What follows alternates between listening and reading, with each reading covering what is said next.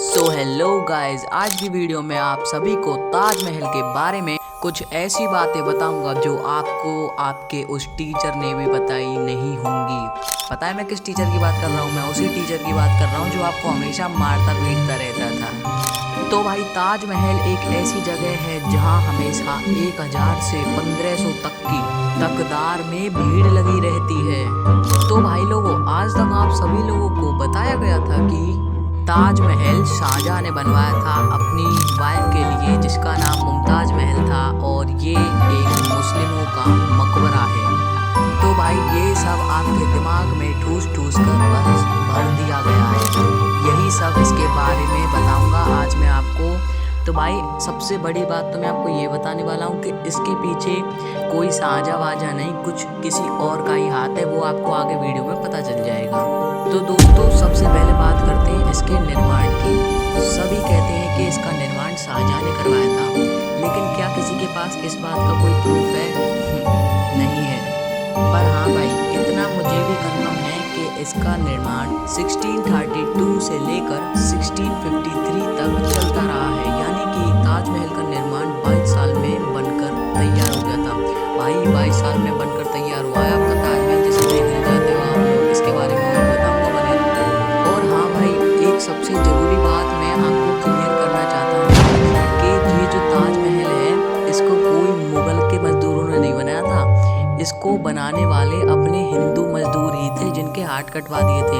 इनको भी बताएंगे बाद में, कोई दिक्कत नहीं है भाई। ये जो हमारे मजदूर थे, इनके हाथ कटवा दिए थे, पर ये नहीं पता किसने कटवाए थे। ज़रूरी नहीं है शाहजहां ने कटवाए हों।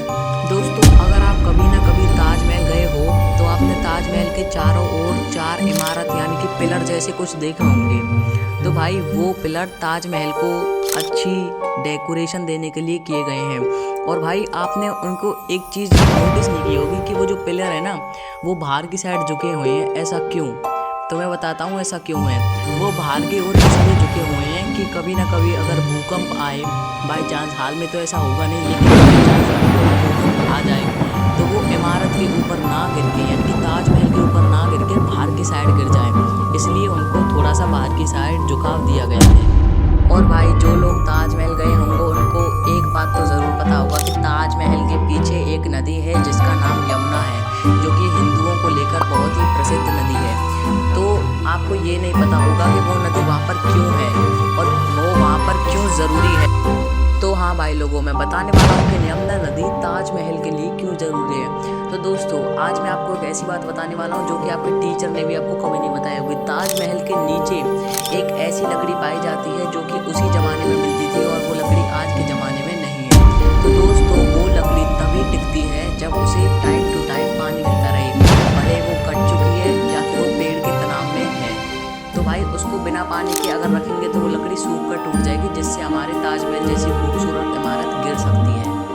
और भाई जिस जमाने में ताजमहल बनवाया गया था, उसको बनाने में पता है कितने पैसे लगे थे? 3 करोड़ रुपए लगे थे। यानी कि अगर उसे आज की करेंसी में कन्वर्ट करें तो भाई 63 अरब 77 करोड़ रुपए है ना भाई, बहुत ज़्यादा। और दोस्तों जिस मार्बल से ताजमहल को बनवाया गया था, वो मार्बल और पास के 12 देशों से लाया गया था। भाई 12 देशों से इंपोर्ट करवाया था। और सोचो आज के समय में सामान को इंपोर्ट एक्सपोर्ट करने में इतनी दिक्कत होती है, तो उस टाइम में कैसे इंपोर्ट एक्सपोर्ट करा होगा भाई, इसी से अनुमान लगा लो। लेकिन ये शाहजहां ने नहीं बनवाया, दिक्कत मत लो। और भाई एक और बात, अगर आप ताजमहल गए हो तो उसके नीचे वहाँ पे जो फाउंटेन लग रहे हैं वो तो आपने ज़रूर देखे ही होंगे। आप लोग सोचते होंगे कि इन फाउंटेन्स में जो पानी आता है वो पाइपों के द्वारा आता है, लेकिन भाई नहीं। ताजमहल के नीचे एक सीक्रेट बंकर है जिसमें कि पानी भर दिया जाता है और उसमें से पानी आता है, जिसको कि 200 सालों से नहीं खोला गया है। और भाई मैं आपको एक और अमेजिंग फैक्ट बताने वाला हूँ। तो भाई ताजमहल को हर साल घूमने 40 लाख से भी ज़्यादा लोग आते हैं, जिनमें से कि 70% अपने हिंदू रहते हैं, जबकि भाई ये मकबरा है। और इसके भी बारे में आपको बाद में ट्रुथ बताऊंगा। और भाई ताजमहल को लेकर एक सबसे बड़ा फैक्ट, तो भाई ताजमहल असलियत में ताजमहल है ही नहीं। जी हाँ, ये कोई मस्जिद नहीं है, ये एक शिव मंदिर है जिसका नाम है तेजो महल्या है। और भाई एक और अमेजिंग फैक्ट की बात बताने वाला हूँ। तो दोस्तों शाहजहां की जो वाइफ थी, जिसको बताया जाता है कि इसका नाम मुमताज़ था, तो भाई असलियत में तो वो मुमताज़ थी ही नहीं, ताजमहल की वाइफ का नाम मुमताज़ था ही नहीं। और भाई मुमताज महल में से अगर स्टार्टिंग का मुंह हटा दें तो बनता है ताजमहल, जिसका भी कोई सेंस ही नहीं बनता। और भाई एक और अमेजिंग बात, ये जो आपने ताजमहल के पीछे महल शब्द सुना है ना, तो भाई पूरी मुस्लिम कम्युनिटी में ऐसी कोई इमारत ही नहीं बनाई गई जिसके पीछे महल नाम का शब्द लग रहा हो। और भाई एक और बात, ये जो महल शब्द है ना, ये एक हिंदू वर्ड है। और भाई मैं आपको एक और हाइडेड ट्रुथ बताने वाला हूँ। तो भाई ताजमहल के नीचे जो 22 कमरे हैं जिनके बारे में आप बचपन से सुनते आ रहे हो, उन कमरों के अंदर भाई एक शिवलिंग और हमारे देवी देवताओं जैसी काफ़ी सारी मूर्तियाँ रखी गई हैं, जिनको कि सरकार ने शहर से निकालने नहीं दिया है। और भाई लोग, अगर आप कभी ताजमहल गए हो तो आप ताजमहल के ऊपर जो चोटी पर कलश रखा है उस पर गौर करना।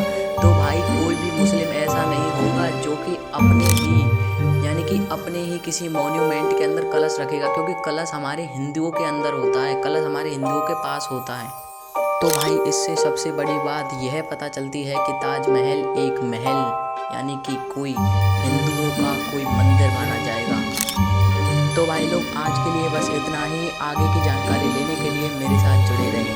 Thank you for watching and like, subscribe, comment. बता देना भाई वीडियो कैसी लगी।